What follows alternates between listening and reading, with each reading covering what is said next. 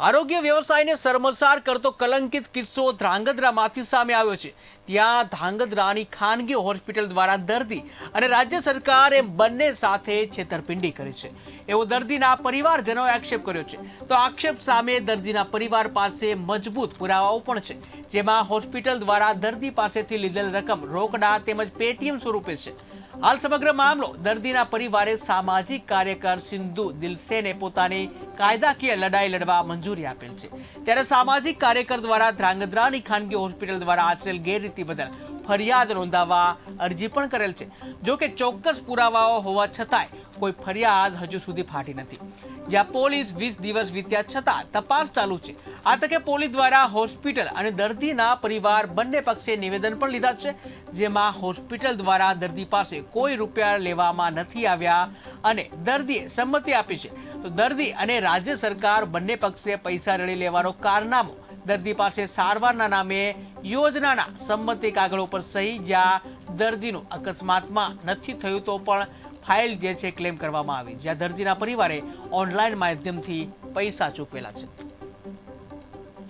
તો ધ્રાંગધ્રામાં દર્દી અને સરકાર સામે છેતરપિંડીનો જે કિસ્સો જે કહી શકાય સામે આવ્યો છે, જ્યાં દર્દીને જે અકસ્માત નથી થયો તો પણ ફાઇલ ક્લેમ કરવાનો કિસ્સો સામે આવ્યો છે। દર્દીના પરિવારે ઓનલાઈન માધ્યમથી પૈસા ચૂકવ્યા હતા અને આ અંગે સામાજિક કાર્યકર દ્વારા ફરિયાદ પણ કરવામાં આવી હતી।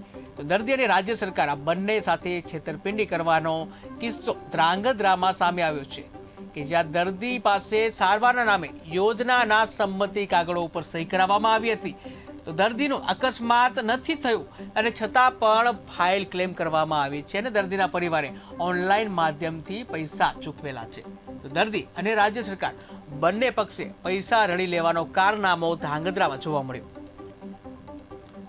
દવાખાને લાવ્યા હતા શ્રીજી દવાખાને, તેના માટે ખર્ચો અમને 60,000 રૂપિયાનો કીધો હતો।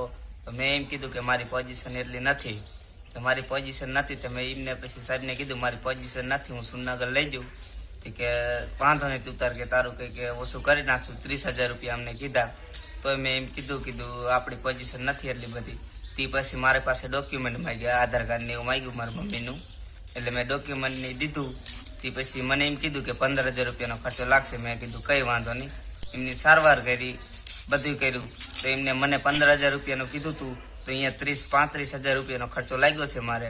તો કે આ ડૉક્ટરને પછી અહીંયાથી સરકાર દ્વારા પૈસા ઉપાડી લીધેલા છે, અહીંયાથી ને એટલા 50-60,000 રૂપિયા ઉપાડી લીધા છે, એ તો મને નથી ખબર, તો બાકી 30-35,000 રૂપિયાનો ખર્ચો મારો લાગ્યો।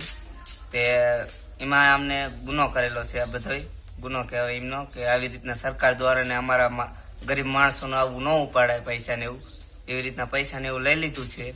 તેના માટે આ ગરીબ માણસો માટે આ ન્યાય ઉપાડવો પડે છે, તેના માટે હું અત્યારે આવ્યો હતો। અમે અડધા પૈસા ચૂકવાતા, અડધા ગૂગલ પે ચૂકવાતા, અડધા કેશ દીધા હતા। મારે કહેવાનું એટલું થાય છે, ગરીબ માણાનું આવી રીતના વરીને ન લૂંટાય, ગરીબ માણાને આવું ન કરાય। મારો ભાઈ જે સમૃદ્ધભાઈ છે એ મારાથી ભાઈ મોટો છે, એને અથવા એમના ઘરના મારી ભાભી છે, અને એમને અમે શ્રીજીમાં દવાખાને લાવ્યા હતા। એમના માટે કંઈક છેતરપિંડી થઈ છે, એમના કંઈક 35,000 રૂપિયા કંઈક ડૉક્ટરના કંઈક થયા અને અથવા સરકાર પાસે પૈસા લઈ લીધા છે। અને અમે હવે સામાજિક કાર્યકરને અમે સોગંદનામું આપી દીધું છે। અમે હવે હોસ્પિટલવાળા સામે અમે અમારા રીતે અમે વિરોધ અમે ઓલું જે અમારે જે છે એ બધું કરી દઈશું અમે, અને કોઈ હવે આવા ગરીબ માણસને કોઈ છેતરપિંડી કરે નહીં, એથી અમે એમના હારે ઓલું અમે કરશું। અહીંયાથી આવ્યા, અમારે પડી ગયા હતા, જે અમે હોસ્પિટલ શ્રીજીમાં આવ્યા હતા। એ પછી ડૉક્ટર કે તમારો 60,000નો ખર્ચો થશે, તો કીધું અમારી આગળ પોઝિશન છે નહીં સાહેબ, તો પછી 30,000 કીધા એમને, તો કીધું નહીં પતે, પછી 15,000 કીધા।